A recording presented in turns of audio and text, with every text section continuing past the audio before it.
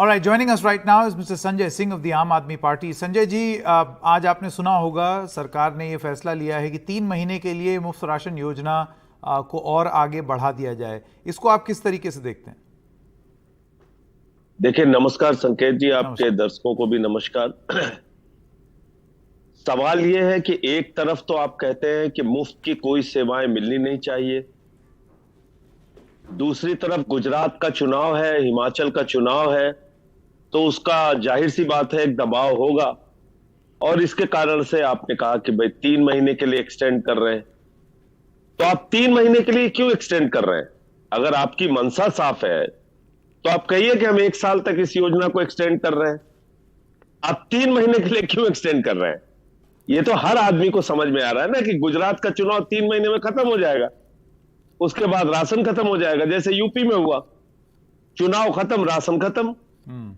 तो इस तरीके से आप अगर कोई योजना बनाएंगे, चुनाव को ध्यान में रख के भाई हमको लाभ तब तक ही देना है, डीजल पेट्रोल का दाम तब खत्म करना है, कम करना है जब चुनाव हारेंगे, हम राशन तब तक मुफ्त देंगे जब तक चुनाव नहीं हो जाता, चुनाव हो जाएगा तो हमारी मुफ्त राशन की योजना खत्म हो जाएगी। तो ये बात मेरे ख्याल से हर सामान्य व्यक्ति को समझ में आती है। इसलिए कोई भी योजना बनाई जाए तो ठोस योजना बनाई जाए, स्थायी योजना बनाई जाए। जैसे दिल्ली में केजरीवाल साहब अगर बिजली फ्री देने का फैसला लिए तो आज तक वापस नहीं किया उन्होंने। भगवंत मान जी ने 1 जुलाई से लागू कर दिया 300 यूनिट बिजली नहीं, लेकिन अब आपने ये जो दिल्ली का उदाहरण दिया है उसमें मैं आपको ये बताता चलूं, आप तो जानते ही हैं कि अब सब्सिडी कौन लेगा, उसको उसकी राशनिंग होनी शुरू हो गई है कि आप मिस कॉल दें और आप लाभ चाहते हैं तभी वो लाभ मिले, नहीं तो नहीं मिले। क्योंकि बहुत सारे लोग इस बात को कह रहे थे, अब आप वो भी फिगर सामने आ जाएगी कि कितने लोग वास्तव में सब्सिडी लेना चाहते हैं, कितने लोग नहीं लेना चाहते हैं। ठीक, तो ये तो योजना आपका ये कहना है संजय जी कि ये चुनाव के मद्देनजर ये किया गया है। मेरा दूसरा सवाल ये है कि ये जो रेवड़ी बोला जाता है कि ये फलानी चीज रेवड़ी, ढिमकानी चीज समाज कल्याण, मैं आपसे जानना चाहता हूं, आपको नहीं लगता है कि ये परिभाषित हो जाए, there is a clear definition on what is revdi and what is public welfare, it will serve us better. देखिए, शिक्षा, स्वास्थ्य, बिजली, पानी, इंसान की जिंदगी की मूलभूत जो जरूरतें हैं वो या तो न्यूनतम दाम में मिलनी चाहिए या निःशुल्क मिलनी चाहिए, ऐसा हम लोग मानते हैं। क्योंकि अगर किसी के पास पैसा नहीं है तो उसका बच्चा पढ़ नहीं पाएगा, ये नहीं होना चाहिए। उसको इलाज नहीं मिलेगा, ये नहीं होना चाहिए। उसको घर में रोशनी नहीं होगी, ये नहीं होना चाहिए। पीने का साफ पानी नहीं होगा, ये नहीं होना।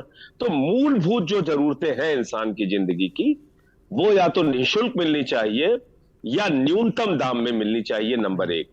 और दूसरी बात, रेवड़ी शब्द जो आपने कहा, रेवड़ी गरीब आदमी को क्या मिलता है?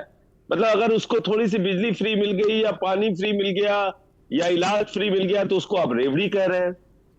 और अडानी की संपत्ति अगर 10 लाख करोड़ से बढ़ के और आगे निकल गई और वो दुनिया के दूसरे नंबर के अमीर हो गए और उनको बैंक का कर्जा 2.5 लाख करोड़ रुपए का मिलता है और 75,000 करोड़ उनका कर्जा माफ हो जाता है, तो उसको आप क्या कहेंगे?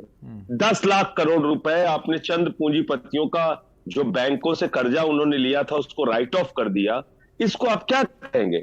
आप क्या कहेंगे जब आप कॉर्पोरेट टैक्सेस को घटा के 30% से 22% करते हैं और देश के बजट को उससे लगभग 2.5 लाख करोड़ रुपए का घाटा होता है? क्या कहेंगे इसको आप? ये भी तो रेवड़ी है, लेकिन ये रेवड़ी चंद पूंजीपति मित्रों तक पहुंचती है, तो इसलिए उसके खिलाफ कोई बोलता नहीं और जिससे एक बड़े वर्ग को फायदा होता है। देखिए, 2 तरह की अर्थव्यवस्था है। एक अर्थव्यवस्था है जो चंद लोगों को मजबूत बनाती है, वो पैसा ब्लॉक करके अपने पास रखते हैं। दूसरी अर्थव्यवस्था है जब आप आम आदमी को राहत पहुंचाते हैं, उसके जेब में जो बचत होती है तो बाजार में उसको खर्च करता है।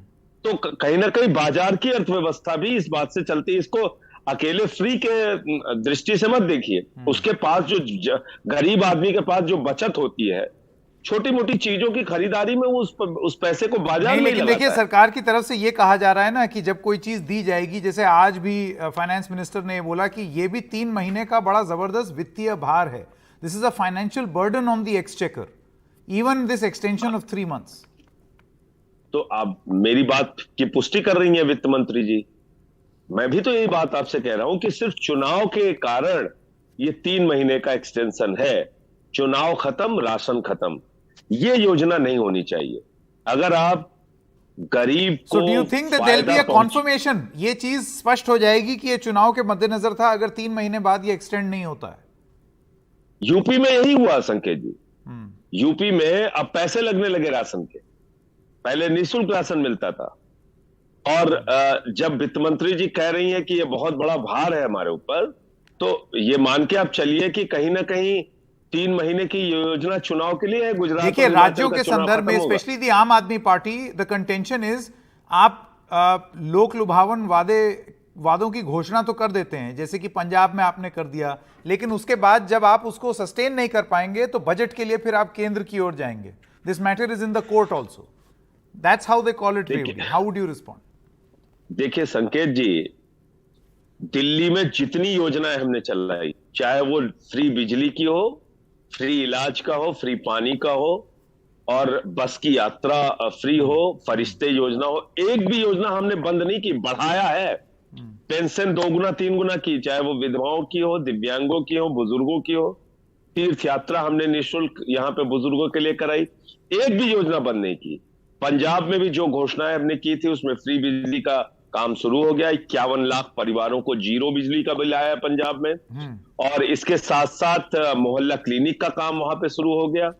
तो जो घोषणाएं हमने पंजाब में भी की है उसको भी पूरा करेंगे। दरअसल ये बात जो कही जाती है कि बजट बड़ा घाटे में चला जाएगा, इसको तो दिल्ली में केजरीवाल जी ने झूठा साबित करके दिखा दिया। उन्होंने 8 साल से लगातार मुनाफे का बजट दिया, यानी कि ये सारी फ्री स्कीम लागू करके भी मुनाफे का बजट दिया जा सकता है।